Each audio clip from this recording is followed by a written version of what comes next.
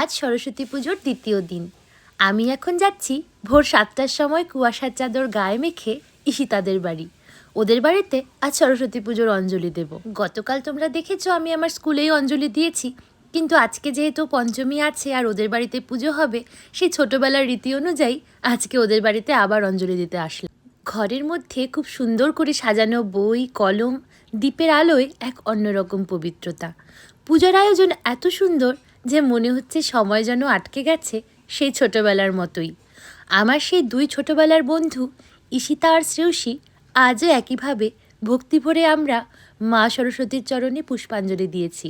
ছোটোবেলার মতো এক নিষ্পাপ উৎসাহ, যেন বছরগুলো কেবল সংখ্যার হিসেব বদলেছে, অনুভূতিতে নয়। আজকে আমাদের আরেক বান্ধবী পিয়াকে খুব মিস করছি। ওর বিয়ে হয়েছে দিনহাটায়। বহুদিন পর আমরা একসঙ্গে হয়েছি।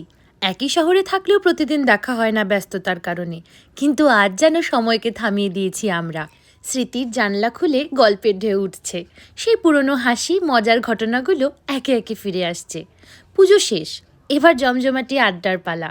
ওই যে বলে না, মায়েরা একটা সময় বন্ধু হয়ে যায়, এজন্য কাকিমণিও এসেছে আমাদের আড্ডায় যোগ দিতে। ছোটবেলার মতো একসঙ্গে বসে হাসতে হাসতে চা খাওয়ার মজাই আলাদা। কাকিমণি কিন্তু অনেকগুলো প্রসাদ দিয়ে দিয়েছে, সেই ছোটবেলার মতোই আদরে ভরা। কাকিমণি বাড়ির জন্যও প্রসাদ পাঠিয়ে দিয়েছে। কুয়াশা কিন্তু কেটে গেছে, রোদ একটু করে উকি দিচ্ছে। এবার ঘুরতে যাব। দেখা হচ্ছে পরের ভিডিওতে।